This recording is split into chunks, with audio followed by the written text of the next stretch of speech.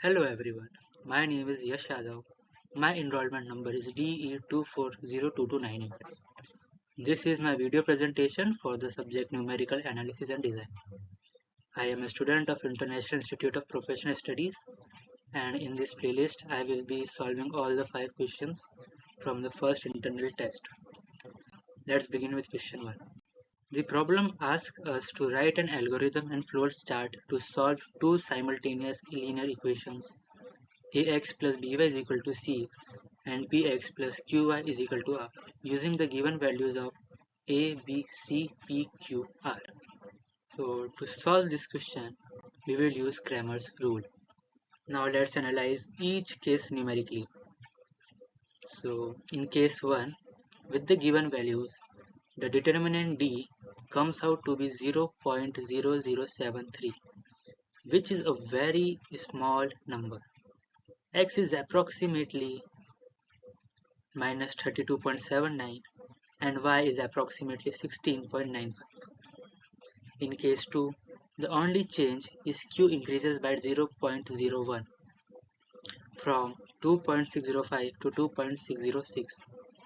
But this tiny change increases d to 0.0098 and x changes drastically to minus 23.79 and y equals approximately 12.63. In part 1, we were asked to comment on case 1 versus case 2, where change was of 0.001 in Q. So this system is ill-conditioned.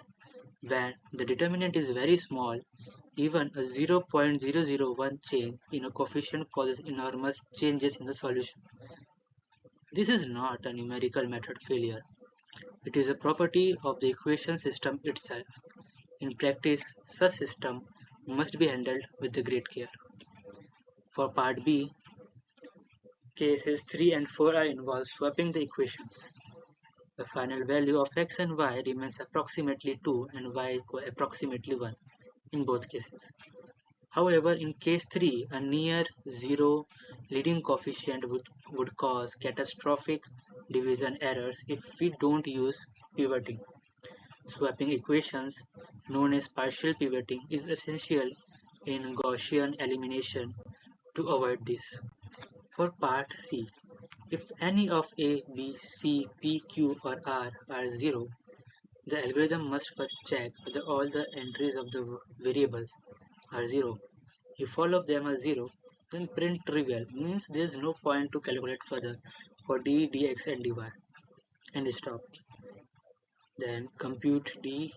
If they are non-zero, then we will again calculate determinant where d is equal to aq minus bp. If determinant is equal to 0, we will compute dx and dy. If dx is equal to 0 and dy also equals to 0, means there exist infinite solutions, and we will stop. Else, there no solutions exist, we will stop.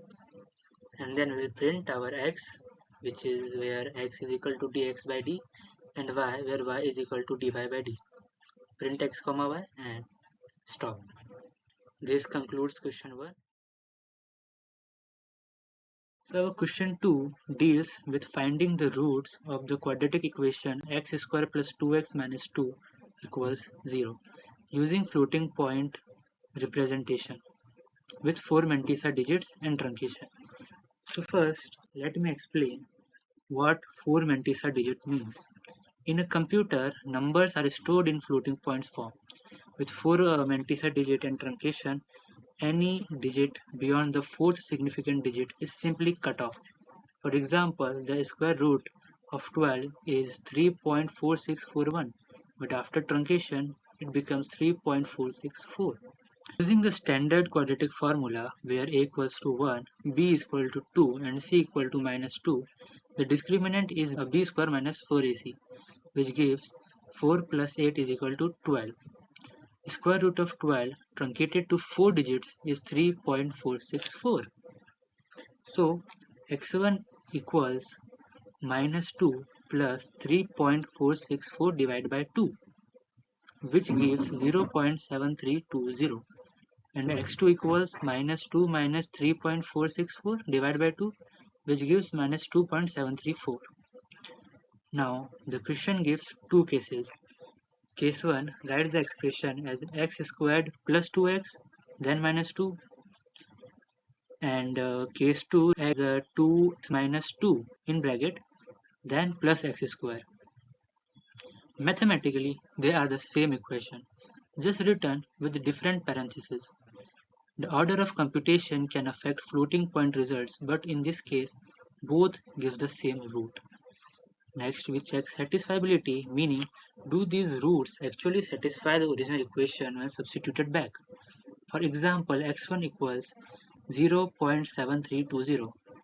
Substituting gives 0.5358 plus 1.464 minus 2 equals minus 0.0002, which is approximately 0 but with a small error.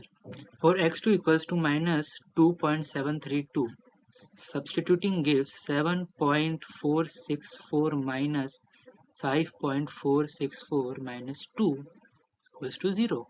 So x2 satisfies the equation perfectly. The reason x1 has a small error is something called catastrophic cancellation. When we compute minus 2 plus 3.464, we are subtracting the two nearly equal numbers. This subtraction causes significant digits to be lost, which amplifies the truncation error. To fix this, we can use an alternate formula. x1 equals minus 2c divided by b plus under root determinant, which equals 4 divided by 5.464 equals 0.7321. A more accurate answer. Okay. So what we can conclude from question number 2, that the order of computation matters in floating point arithmetic. x2 satisfies the equation more accurately than x1, and catastrophic cancellation can be avoided by choosing the right formula. Question 3 asks how polynomials are represented in computers and how to evaluate their efficiency.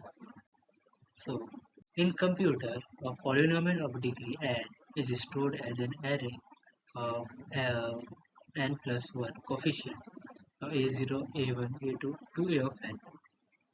The brute force method computes each term separately. For example, a0 times x to the power n requires n multiplication alone. For a degree n polynomials, the total number of multiplication in brute force is n times n plus 1 divided by 2, whereas Arnold's method is based on simple recurrence additions. It reduces these steps dramatically. We rewrite the polynomial as a0 times x plus a1, all times x plus a2, and so on. This nested form requires only n multiplications and n additions. It is a massive improvement.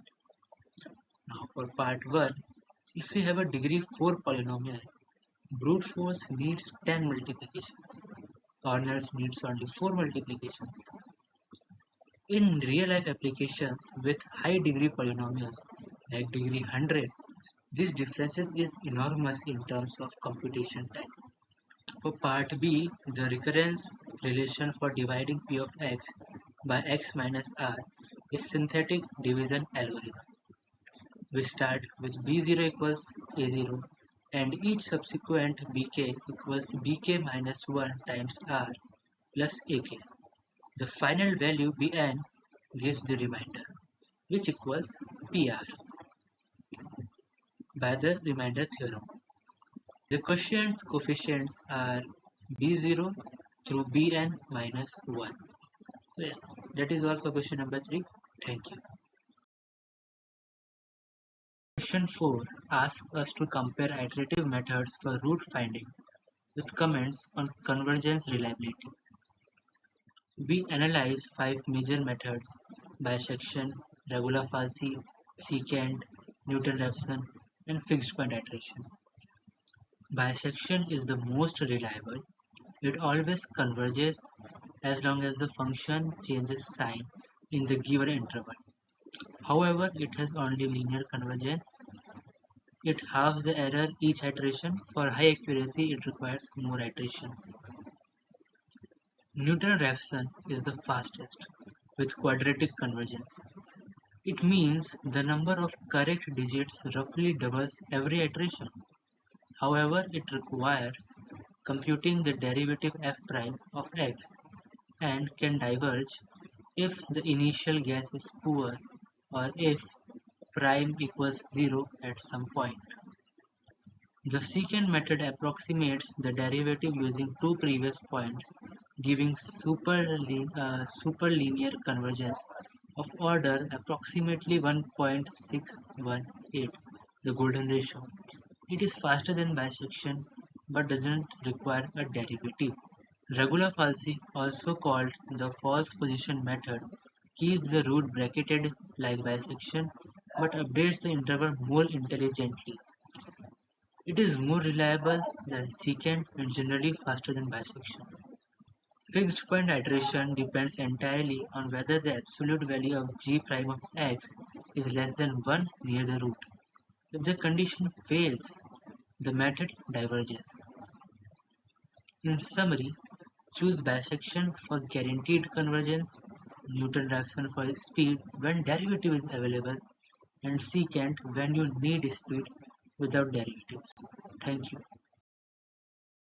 Question 5 asks us to verify the associative and distributive law of arithmetic using 4-digit mantissa truncated floating point numbers. For part 1, associative law, we have A is equal to 5.665, B equals to 0.05556, and C equals to 5.644.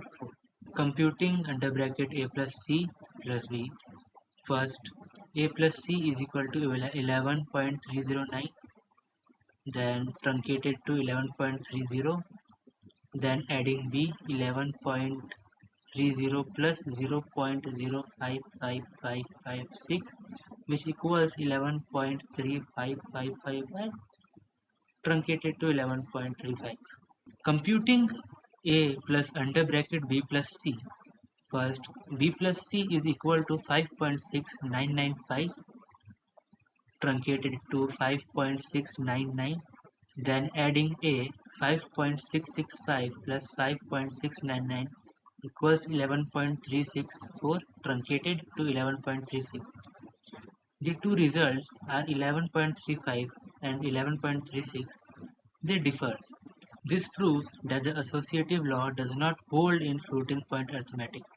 The reason is that when we add a small number like b is equal to 0.055556 to a large number, the small number loses significance due to alignment shifting. This is called the loss of significance error. For part B, distributive law, we have A is equal to 5.555, B is equal to 0.04545, and C is equal to 4.535. Now computing A times under bracket B minus C. B minus C is equal to minus 4.4895, truncated to minus 4.489, times A, that is equal to minus 24.9365, truncated to minus 24.93. Computing A times B minus A times C is equal to 0.2524. The difference is equal to negative 24.93. In this case, both give negative 24.93, so the distributive law appears to hold. However, this is coincidental. In general, floating point arithmetic does not guarantee the distributive law either. So the key takeaway is that floating point arithmetic is not algebraically exact. The order of operation must be chosen carefully to minimize rounding and truncation errors in numerical computing. So this concludes our question 5 and our entire video presentation. Thank you for watching.